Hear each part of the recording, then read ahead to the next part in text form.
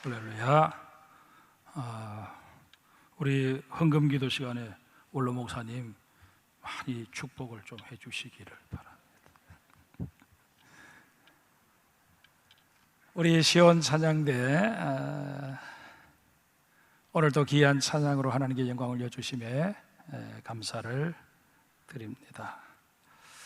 우리 정은백 장로님 지금 심장에 혈관이 좁아져서 스텐트 시술을 받으셨습니다. 스텐트 시술은 잘 되셨는데 조형제에 대한 알러지 반응이 좀 있어서 퇴원을 못하시고 오늘 황재영 장로님께서 지휘를 맡아주셨습니다. 감사를 드리고 또 우리 정 장로님 회복을 위해서 여러분들 기도해 주시면 감사하겠습니다. 지난 화요일 우리 교단 총회가 파주에 있는 한소망교회당에서 열렸습니다. 예년 같았으면 4일간 열려야 했을 총회가 작년에 이어 올해도 하루만 모였습니다. 코로나 백신 접종을 2차까지 완료한 후 14일이 경과한 사람들만 4층 본당에 들어가고 그렇지 못한 100여 명의 총대들은 3층 별실에서 영상을 통해 회의에 참여하는 형태를 취하였습니다. 게다가 현장 출입은 총대와 참석자 전원이 코로나 검사를 받고 음성이라는 메시지를 방역 당국으로부터 받은 사람만 가능하도록 했습니다. 2중 3중으로 보호장치를 한 것입니다. 저는 이 총회에 참석해서 짧은 하루이지만 아침 10시부터 밤 10시까지 회의가 진행되어지는 그 모든 과정들 그리고 그 당시 있었던 모든 일들을 지켜보면서 이제 교회 예배도 더 이상 두려워할 것이 아니라 우리가 개인적인 방역만 철저히 힘쓴다면 얼마든지 함께 모여서 예배할 수 있겠다 하는 그런 자신감을 회복할 수 있었습니다. 이번 106회기 총회 주제는 현재 교회가 처해 있는 상황을 고려해서 복음으로 교회를 새롭게 세상을 이롭게로 정했습니다. 이제 머지않아 포스트 코로나 시대에 우리가 들어가게 될 터인데 한국교회가 서야 할 자리가 어디인지를 분명히 인지할 뿐더러 상처 입고 위축된 이웃들을 끌어안고 위로하는 교회가 되어야 한다 하는 현실적인 절박함을 반영한 주제라 그렇게 여겨집니다. 그러나 총회가 지향하는 두 목표, 교회를 새롭게 하는 일이나 세상을 이롭게 하는 일 모두 우리의 힘으로는 감당해내기가 결코 쉽지 않습니다. 그러기에 우리는 주님 앞에 엎드리는 일부터 시작해야 할 것입니다. 하지만 이미 우리가 경험하고 있는 대로 기도하는 일 또한 만만치 않습니다. 기도의 열기도 많이 교회들마다 식어버렸고 코로나의 상황이 여전히 지속되고 있는 마당에 기도 모임인들 다시 활성화되는 것이 쉽겠느냐라는 부정적인 견해들이 많습니다.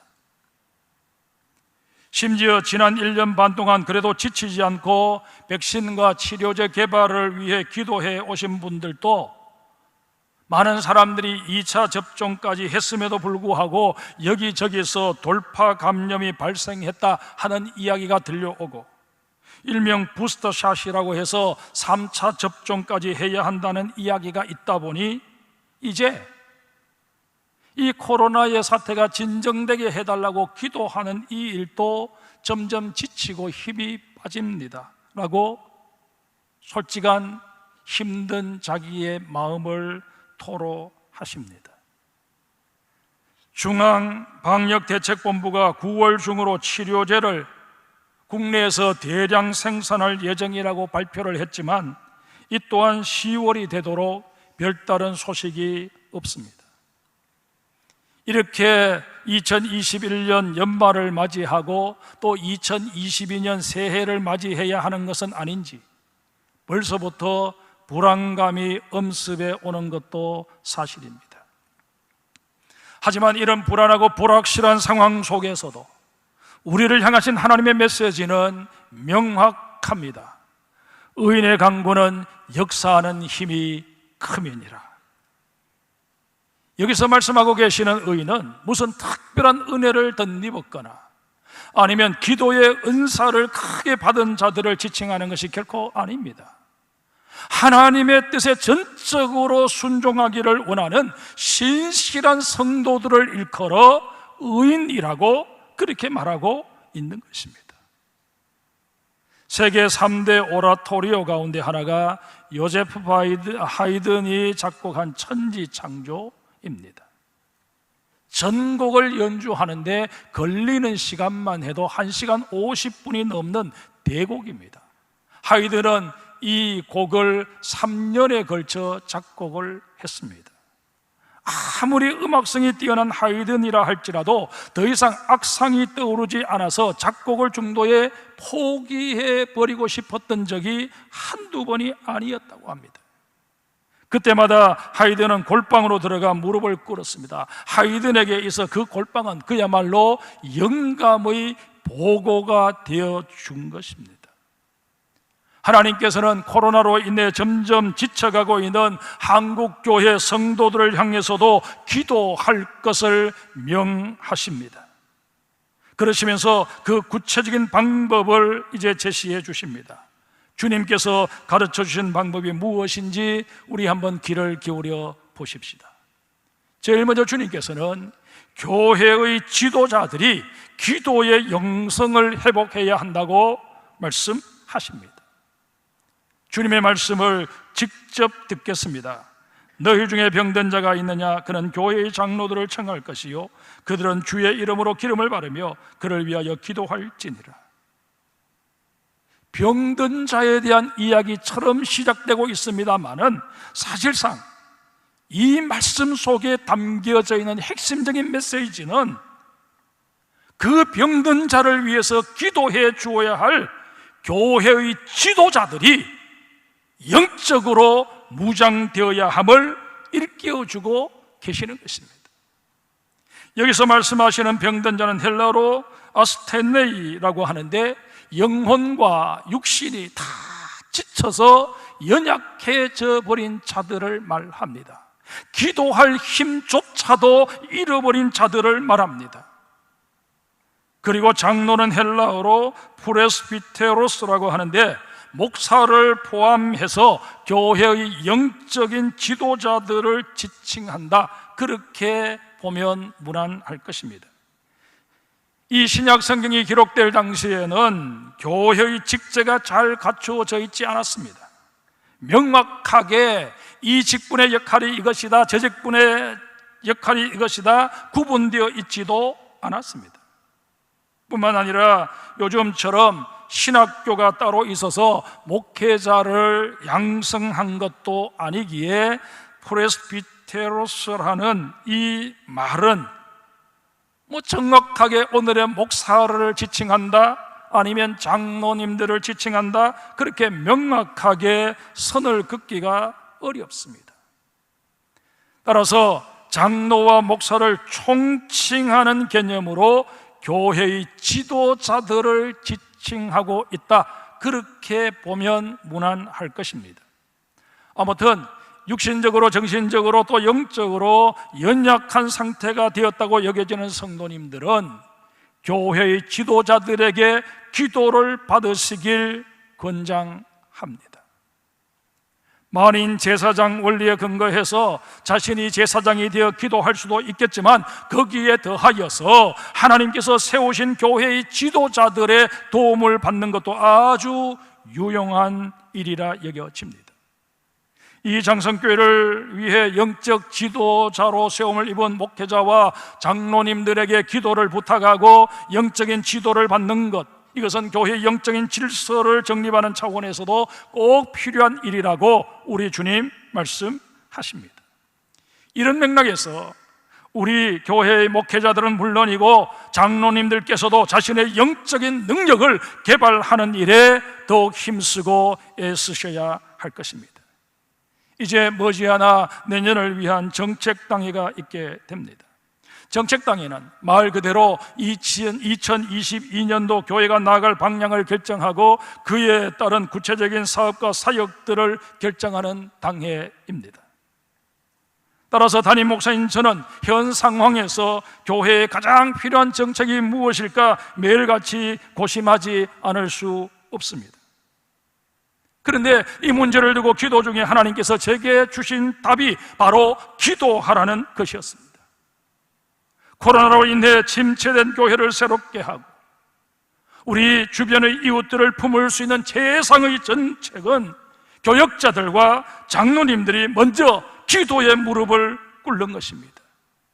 이게 바로 하나님께서 제게 주신 응답입니다. 이번 제1차 정책당회는 17일에 있을 예정입니다. 따라서 내일부터 16일까지 2주간 우리 장로님들께 새벽기도 참석을 부탁드립니다. 새벽기도회에 나오셔서 조직을 위한 1차 정책당회뿐만 아니라 사업계획을 위한 2차 정책당회까지 기도로 준비해 주셨으면 합니다.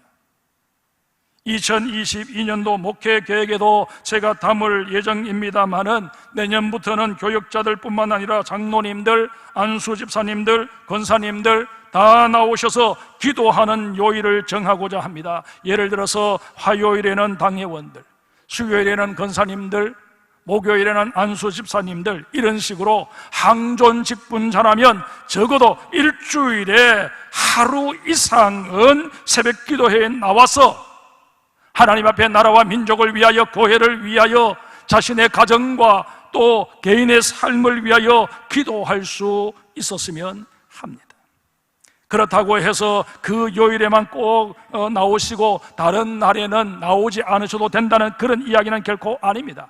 최소한 항존직분자들이 나와야 할 그날만이라도 나와서 기도하자는 것입니다.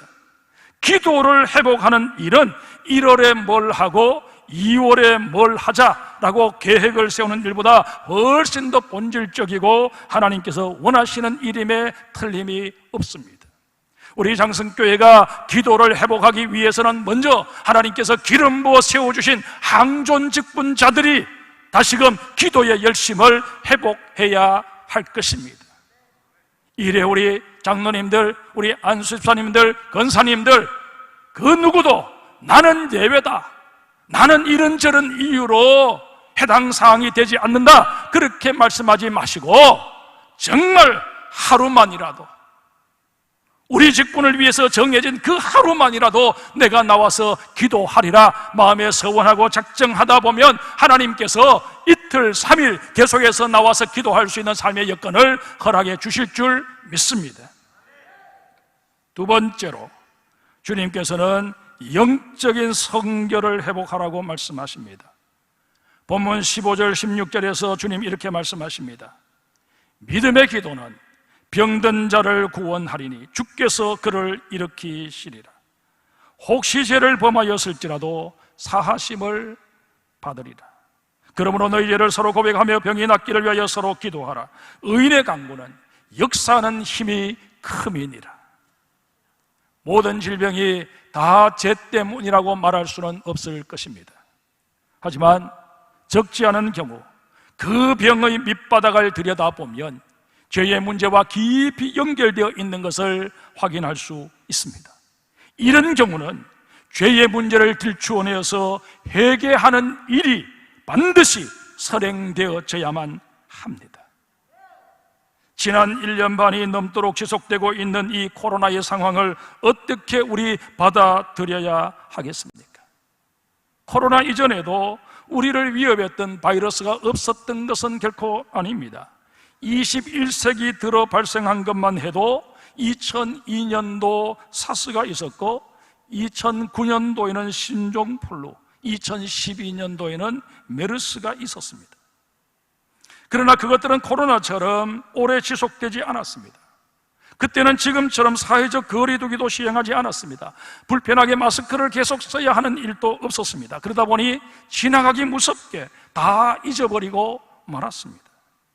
그러나 지금에 와서 생각해 보니 그것들이 코로나에 대한 예고 내지는 경고였음을 깨닫게 됩니다. 이 코로나 역시 앞으로 있을지도 모르는 더 심각한 바이러스의 출현에 대한 예고일 수도 있습니다. 하나님께서는 죄를 지으면서도 그 자신이 지은 죄를 죄로 인식하지 못하는 현대인들을 깨우쳐 주시기 원하셔서 바이러스를 통해 계속 경고의 메시지를 보내고 계시는데, 미련한 우리 인간들은 그것을 미처 깨닫지 못하고 있는 것은 아닐까? 우리 다시 한번 진지하게 우리의 삶을 되돌아볼 수 있어야 할 것입니다. 지난달 7일에 한국교회 기도연대 목회자 세미나에 참석하고 KTX를 타고 돌아오면서 많은 생각을 했습니다. 정말 코로나가 우리를 그토록 움츠리게 만들 만큼 대단한 것이었나? 라는 질문에서부터 교회를 책임진 담임 목사로서 코로나를 핑계 삼아 너무 주저앉아 있었던 것은 아닌가 하는 반성까지, 그리고 이제는 어떻게 할 것인가 하는 향후 대책까지 정말 많은 생각을 하며 내려왔습니다. 그리고 더는 주저앉아 있을 수 없다던 결론을 내렸습니다. 장로님들께서 새벽기도회로 정책당회를 준비하시는 것을 시작으로 해서 교회력으로 새로운 해가 시작되는 이번 대림절에는 코로나 사태가 지금보다 더 극심해지지 않는 이상 회개와 회복을 위한 특별 새벽기도회를 갖고자 합니다. 코로나의 상황이 이렇게 계속 지속되는 것, 그리고 이 코로나의 상황을 거쳐오면서 교회가 점점 세상의 조롱거리가 되고 어려움에 처하게 된 원인을 찾아내어서 회개의 시간을 가짐으로 말미암아 우리와 우리 교회를 정결케 하시는 하나님의 은혜를 누리기 위함입니다. 제가 이렇게 회개와 회복의 기도를 생각한 이유는 1907년 대부흥운동을 가능케 했던 회개운동과 무관하지 않습니다. 1907년 1월 2일부터 15일까지 평양 장대현 교회에서 평안남도 도사경회가 개최되었습니다. 1000여 명의 성도들이 해집한 이 집회는 주로 미국 선교사들이 강사였습니다. 하지만 정작 회개의 도화선이 되었던 인물은 바로 길선주라는 전도사였습니다. 사경회가 시작된 지 12일째 되는 날 13일 밤에 길선주 전도사가 맞설 잃은 말라빠진 사람들아 그렇게 외치며 신자다운 삶을 살지 못했음을 설교했을 때 여기저기서 회개의 기도가 터져나왔습니다. 그리고 다음 날인 14일 저녁에 길선주 전도사가 회중 앞에서 1년 전 세상을 떠난 친구가 자신에게 재산 관리를 부탁했었는데 그 일부를 사취했던 죄를 고백했습니다.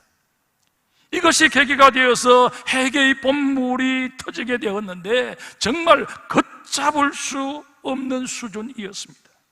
한 여인은 청일전쟁 당시 자기 목숨을 부지하기 위해 젖먹이 아이를 죽였던 죄를 고백하기도 했습니다.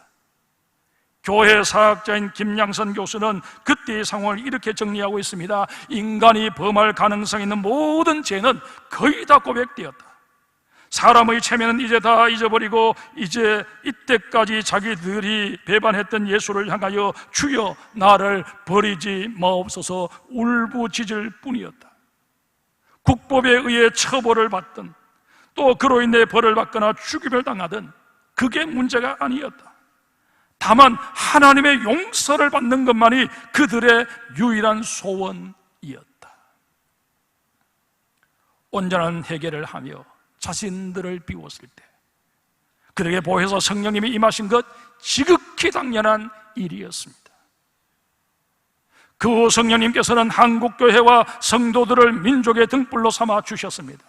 상처 입은 백성들을 끌어안고 함께 우는 어머니의 역할을 감당해낼 수 있도록 그때의 교회를 하나님이 들어 사용하신 것입니다. 교회는 세상에 더없이 이로운 공동체가 되었던 것입니다. 이제 우리들 차례입니다. 하나님께서는 한국교회에 다시 이런 운동이 일어나기를 기대하고 계십니다. 그 누군가가 시작해 주기를 기다릴 것이 아니라 우리 장성교회가 대부흥운동의 마중물이 되고 불쏘시개가 되리라 결단할 수 있어야 할 것입니다.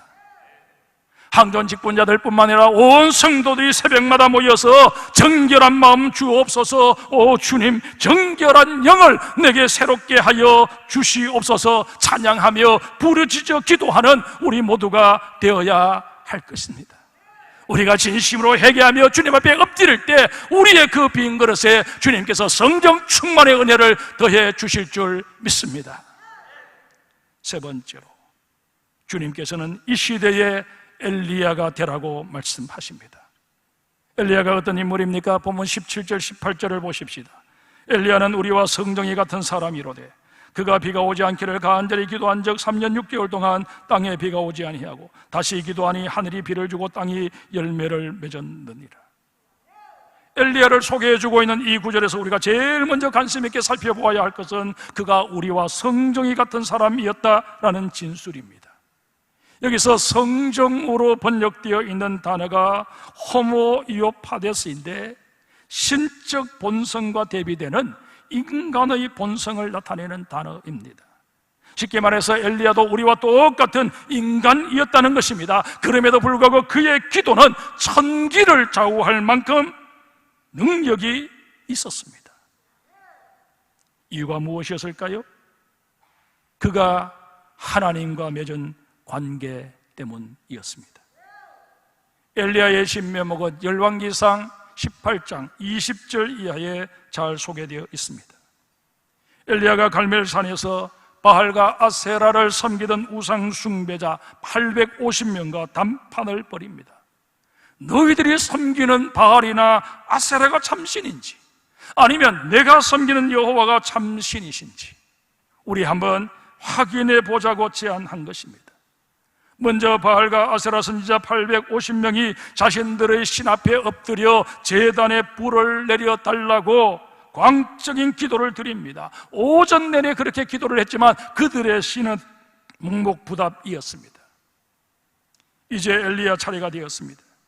엘리야는 우상 숭배자들이 딴소리를 하지 못하도록 제단에 물을 부어 제물이 흠뻑 젖게 만들었습니다. 그저 한두 동리에 물을 부은 정도가 아니라 물이 흘러내려 주변에 파놓은 도랑을 가득 채울 정도로 부었습니다. 가까이 있는 우물에서 물을 길어온 것도 아니고 저 산 아래 있는 우물에서 물을 길어와야 했던 관계로 시간이 상당히 걸렸습니다. 그 시간 동안 이방 선지자들은 더 이상 시간 끌기 하지 말고 너의 하나님이 진짜 하나님인지 너 한번 기도해보라고 야유와 조롱을 퍼부었을 것입니다. 이윽고 저녁 소재 드릴 시간이 되었습니다. 엘리야가 이렇게 기도를 드립니다. 아브라함과 이삭과 이스라엘의 하나님 여호와여, 주께서 이스라엘 중에서 하나님이신 것과 내가 주의 종인 것과 내가 주의 말씀대로 이 모든 일을 행하는 것을 오늘 알게 하옵소서. 여호와여 내게 응답하옵소서. 내게 응답하옵소서. 이 백성에게 주 여호와는 하나님이신 것과 주는 그들의 마음을 되돌이키심을 알게 하옵소서. 기도드리기 무섭게 여호와의 불이 하늘로부터 내려와서 번제물과 나무와 돌과 흙을 태우고 도랑의 물까지 다 말려버렸습니다. 영적인 싸움에서 엘리야가 완승을 거두게 된 것입니다. 엘리야가 드린 기도는 초점이 크게 둘이었습니다. 하나는 자신의 기도에 응답하심으로 하나님의 존재를 드러내시고 영광을 받으시라는 것이었고, 또 다른 하나는 하나님께서 이스라엘 백성들은 물론이고 이방인들까지 다 돌아서게 만들어주시는 계기가 되게 해달라는 것이었습니다. 둘 다 하나님께 초점이 맞추어진 기도였습니다. 하나님을 하나님 되게 하는 기도, 이 기도가 하나님의 응답을 받을 수 있음을 엘리야가 분명하게 우리에게 보여준 것입니다. 성도 여러분, 우리가 엘리야처럼 기도의 사람이 되어야 하는 이유가 바로 여기에 있습니다. 코로나의 상황 속에서 한국교회와 교인들의 부적절한 처신이 하나님의 영광을 가리었던 것 우리 부인할 수 없을 것입니다. 사람들이 교회를 외면하는 상황을 만들어버리고 말았습니다. 이런 까닭에 이제 결자해지의 마음으로 우리의 무릎을 하나님 앞에 꿇어야 합니다. 이 시간 우리 모든 장성의 성도들 저를 따라 한번 결단해 주시기를 바랍니다. 주님, 제가 엘리야가 되겠습니다. 주님, 제가 기도의 사람이 되겠습니다. 사랑하는 성도 여러분, 정말 우리가 하나님 앞에 진심으로 우리의 무릎을 꿇고 한국교회를 회복시켜달라고, 한국교회를 통하여 하나님이 하나님 되심이 드러나게 해달라고 간절히 부르짖어 기도할 때 살아계신 하나님 반드시 응답하여 주실 줄 믿습니다. 먼저 한국교회를 살려주실 것이고, 한국교회를 통해서 이 땅을, 이 민족을 살려주실 것입니다. 이런 역사를 기대하며 다시금 새벽에 모이기를 힘쓰는 우리 장성의 모든 성도들 되시기를 주의 이름으로 축복합니다. 세브란스병원 암센터 소장을 지낸 바 있는 고 이희대 박사의 간증으로 말씀을 맺고자 합니다. 이희대 박사는 유방암에 있어서는 명의로 소문난 분이십니다. 그런데 2003년 1월에 자신이 대장암 2기 판정을 받게 되었습니다. 6개월이 경과되어 다시 검사를 받았을 때 암은 뼈로 전이 되어 있었습니다. 11월에는 간으로 또 전이가 되어서 부랴부랴 간 절제 수술을 받아야만 했습니다. 2004년 2월에는 간의 암이 재발했습니다. 암에 대해서 그 누구보다도 잘 알고 있는 이희대 박사는 더 이상 이제 치료하는 것은 무의미하다, 그렇게 여기고 치료를 포기했습니다.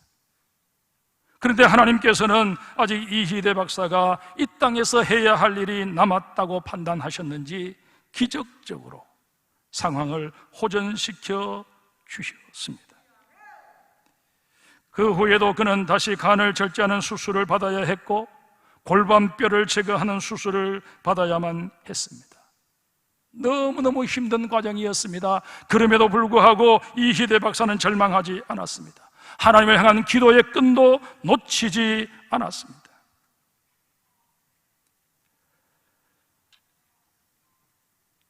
이희대 박사는 2013년 하나님의 부르심을 받기까지 절망에 빠져있는 암 환자들을 위로하며 치료하는 일에 최선을 다했습니다. 그는 매일매일 자신의 여분의 삶을 통해 누군가를 위로하며 도움 주며 살고 있다는 것 자체에 감사하면서 하나님께 내 생명 다하는 그날까지 하나님의 영광 가리지 않게 해달라고 그는 간절히 소원했습니다. 하나님께서는 그의 기도대로 10년 넘게 그의 생명을 기적적으로 연장시켜서 많은 암 환자들을 위로하고 그들에게 용기를 북돋아주며 그들 가운데 상당수를 완치시키는 그런 놀라운 일들을 행할 수 있었습니다. 그는 절망한 환자들을 만날 때마다 이런 말을 곧잘 했다고 합니다. 내 혈액형은 C형입니다. 세상에 혈액형 C형의 사람이 어디에 있겠습니까?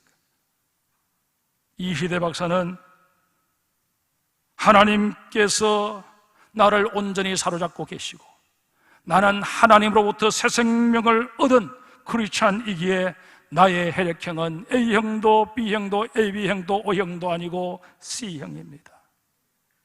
그렇게 하나님이 바꾸어 주셨습니다.